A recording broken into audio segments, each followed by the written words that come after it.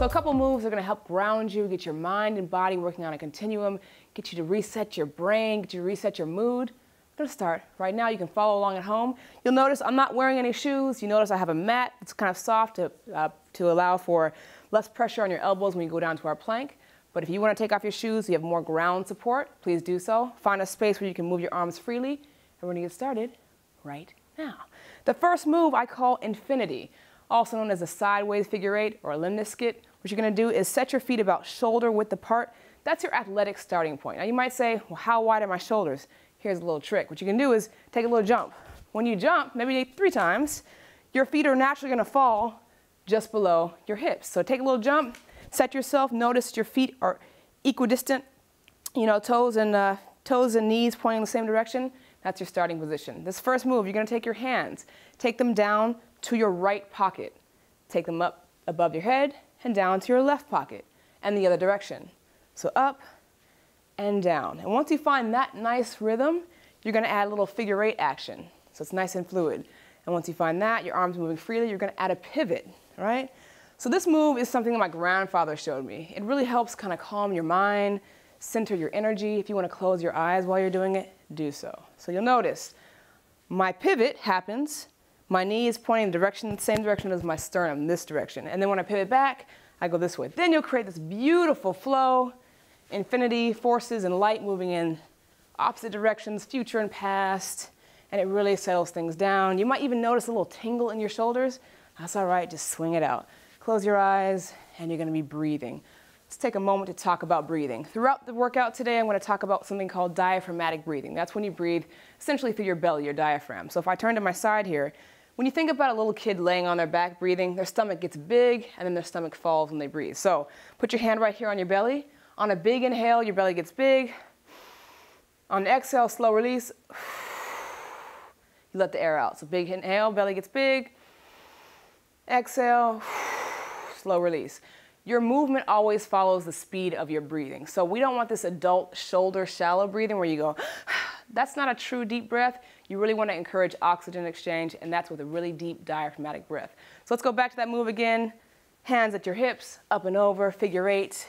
You're creating movements through several planes of motion, from your front to your back, from your left side to your right side, and from the top to the bottom of your body. So shake your arms out, kick out your leg, which we call a shakedown or a shakeout. If you're at the office, you're feeling stressed out, get up from your chair, shake your arms out, do a little up and down, shake them out, open, close. This is called a swimmer stretch. It really kind of gets you warmed up. All right, next move. We're going to do something called grounding and reaching. So again, you got your feet here, take your little jump, find your ground of support. It's an athletic stance. And what you're going to do is you're going to imagine 2 tripods in your feet, all right? Left foot, right foot, tripod. So tripods, 3 points of attachment.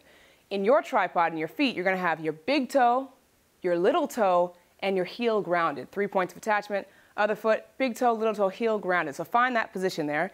You'll notice when you ground those 3 points of attachment to the ground, you can actually move without falling over, like Michael Jackson. It's true. So move around, you find you have really great balance. Instead of going forward and losing your balance, going to the side, losing your balance, ground yourself. All right. Now what you're going to do is you're going to take a big inhale, diaphragmatically. Big inhale, and you're going to raise your arms overhead, and you're going to reach. Now what you can do up top, you can interlace your fingers like so in prayer, or grab your wrist with the opposite hand and reach up. All right? You're reaching, you're reaching, you're reaching. Now here's a little trick. The deeper you dig your tripod at each foot, the lower you push to the ground, the more the force will come up to the ground. So if you want to go taller up, reaching up to the sky, push deeper through your feet. Sir Isaac Newton, third law of motion, equal and opposite forces. You apply force to the ground, force is applied through you. So really drive those feet down. Again, big inhale up. Drive your feet, drive your feet, drive your feet, and you'll notice how much taller you go on the elongation up. So you're really stretching out your spine, and relax. One more time. Big inhale, prepare yourself for the motion. Big inhale, drive your feet. Exhale up, and reach the highest reach as you can.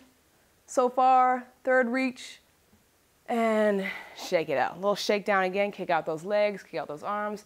Now we're going to move to a forward fold. So we went this direction, now we're going back down to the earth. So what I want you to do now, bring your feet together. Again, you're going to tripod those feet, big toe, little toe, heel on both sides. Tripod your feet, you can move in all directions, you can see here. you're gonna forward fold. Big inhale, prepare yourself for the action. Exhale, fall forward. Now when you're here, I want you to do a few things. The first is relax your head. You don't want your head to be like this. You don't also want your chin to come to your chest. Nice relaxed face. So imagine you're wearing a nice hat, sombrero, a crown, whatever. Let that hang down towards the earth. That's the crown of your head. All right, your arms are hanging down. Now, make your jaw relaxed. I want you to shake your head, yes. Yes, Andia, I'm gonna relax.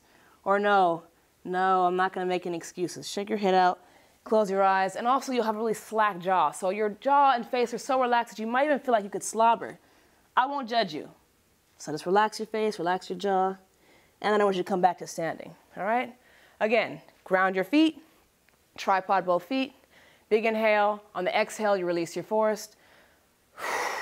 Come down to the earth, and you'll notice each successive forward fold, you're gonna get deeper into the stretch and hang out right here. If you're super flexible, you can put your hands behind your legs here on your calves, or if you want to, hands underneath your toes. If not, just hang out right here. And relax the crown of your head. Nod yes. Shake your head no. You're gonna start to feel a little strain, a little stress in your hamstrings. That's all right, that's a deep stretch. And come back up. One more time. Big inhale, you're gonna come up.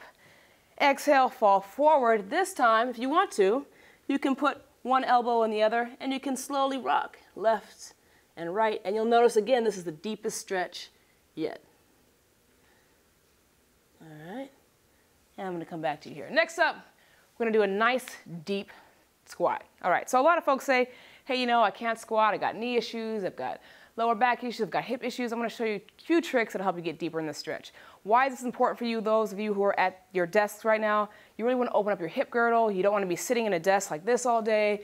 You know, you can always just shake out your legs to take a break, but this deep squat will really help. So what don't you do again? Take your little jump, find your base of support, your athletic stance, and then take your toes out slightly, all right? So then from here, you're gonna go into your deep squat. If you need a vertical element for support, a wall, a chair, a bureau of drawers there, grab onto it. You're gonna come down into this deep squat nice and slow, and you're gonna hang out down here. Now, I'll come back up for you for a second here.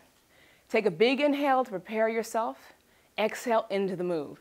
Breathing always helps you complete your moves. So now that I'm down here, I'll show you from the side. What I want you to do is take your elbows and you're going to put them on the inside pads of your knees. And you're gonna slowly, while breathing diaphragmatically, push your elbows out. So from the front, here's how it looks.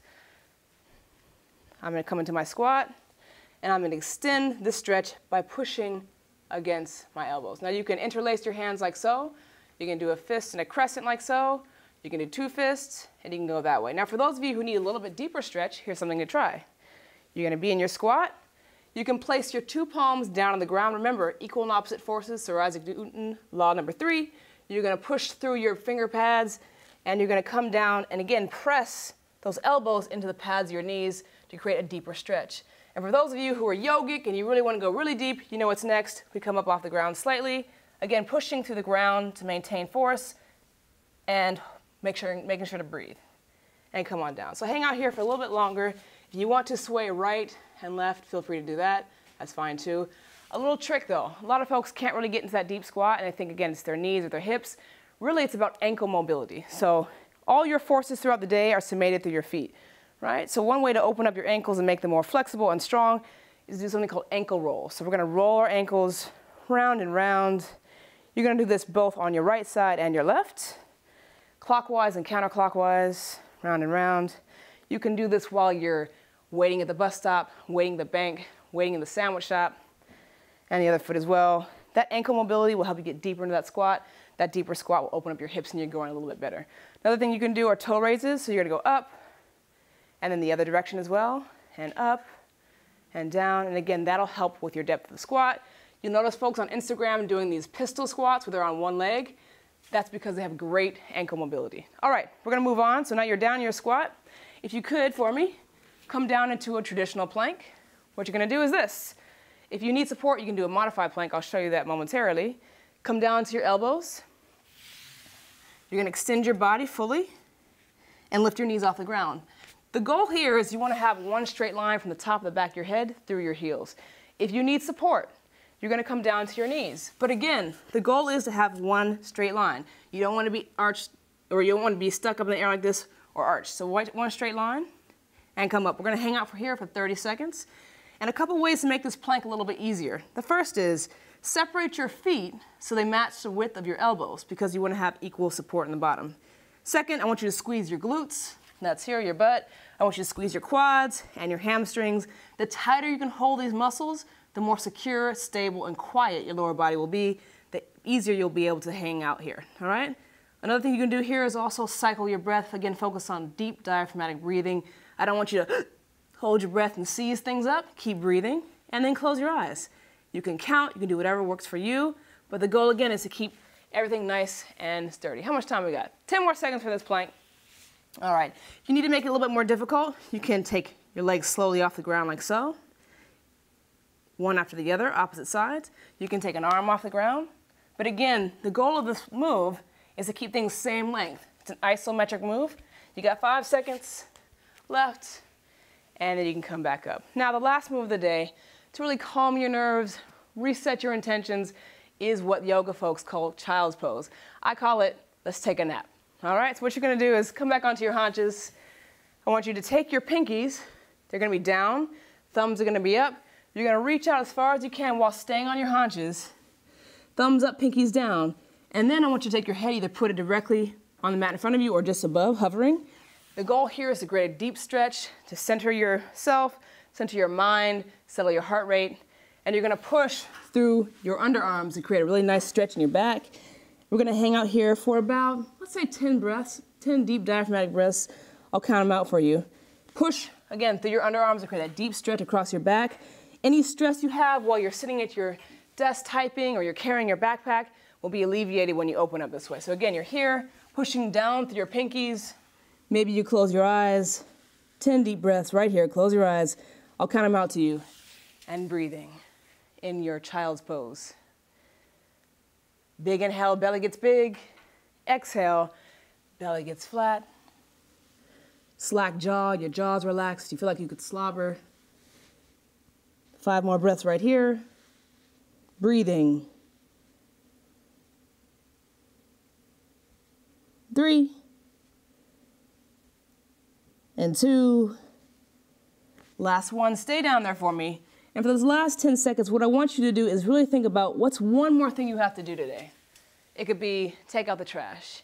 It could be finish that term paper. It could be finish my, my child's schedule for the rest of the week. One thing, that's your intention for the rest of the day. When you accomplish it later, you'll say, you know what? I did that.